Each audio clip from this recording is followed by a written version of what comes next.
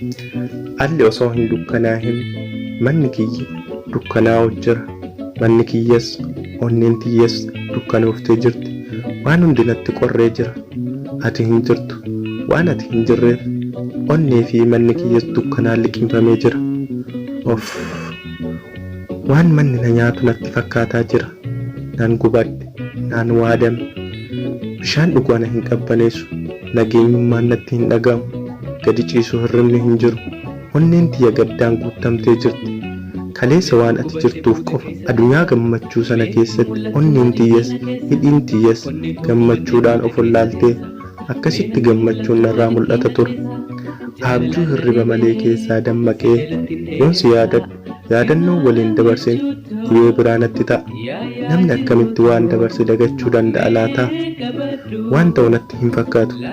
Gara duubaa yoo deebi'u gammachuu kiyya narraa fudhattee guyyaa har'aa yoon yaadadhu onnee koo irra deebitee cabdi. Mataa ol fudhadhee deemuu hin dandeenye. Gadaantummaan natti dhagahamu. Ollaa kiyya irraa muuziqaan natti dhagahamu na fudhatee deemee erga jedheen booda imimmaa ija kiyya irraa jigsuuf sababa naaf ta'a. Warri ollaa kiyyaa muuziqaa guyyaa guyyaa ayyaanaa fakkeessu bananii ayyaana gammachuu, ayyaana eebbaa, ililli kan itti jechuuf namatti tolu iyyisiisu. Waliin barani hiriyaa jaaladhuu fi hiriyaa na jaalattu gammachuu gaafa eebbaa akkam jedhee sitti himu. Waggoota baay'ee dhamaatii fi dadhabbii baay'ee dabarsanii kan firii ofii itti argatan galata rabbii as gahe jedhanii gammadanii kan lafa itti dhiitanii sochoosan guyyaa baay'ee qaalii taate guyyaa eebbaa. Nu lameeniifuu guyyaan qaalii taatee geessee jirti. Gammachuu fiixee geenyee jirra. Maal fiixee qofa? Gammachuun liqimfamnee jirra jechuu irraan salphatu. Muuziqaan mana isaa gurra kiyya seena. Gammachuun namaa gurra kiyya duucha. Gaddi kiyya narraa maddee mana kiyya oola. Gaddi kiyya boqonnaa naaf hin kennu. Muuziqaan hin jiru. Gammachuun hin jiru. Waan hunda kan caalu immoo ati hin jirtu. Guyyaa eebba kiyyaa dura, guyyoota muraasa dura si fuudhuuf guyyaa siif qabee ture. Gaafa eebba kiyyaa kan gammachuu kiyyaa naan waliin tan qoodatu dubartoota keessaa si qofa ture. Baay'een gadda. Waan na cuftes miila kee narraa fageeffachuu keef iyya ollaan kiyya hin dhageenye. Iyya namni gaddaan liqimfame iyyee jira. Qaawwa balbala kiyyaatiin ifaa xiqqoo seentu takka fayyadamee waraqaa irratti jecha akkana jettu barreessee onneen tiyyas balballi mana kiyyas banaa jiraanaaf kootu bareedduu tiyya jedhee siif barreesse. Akka duritti banadhuu seen jechuuf yaadeeti.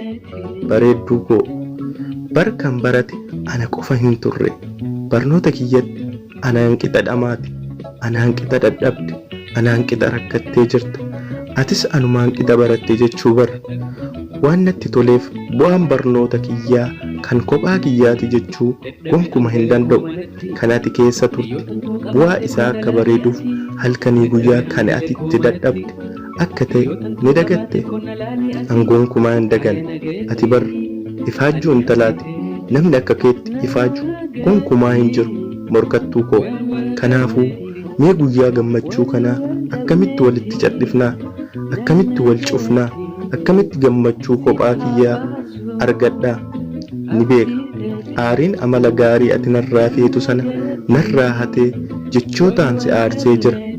Gaabbiin nyaatee na fixuuf namni nama jaalatu irraa fagaatee jiraachuu waan hin dandeenyeef naaf deebi du'a kootiin si kadhadhe bareedduu koo.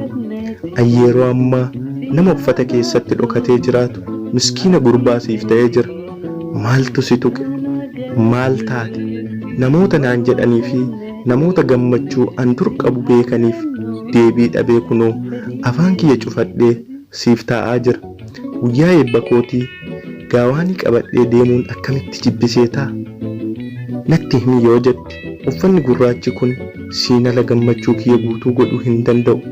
Uffanni gurraachi kun eebba kootis bareechuu hin dandeenye.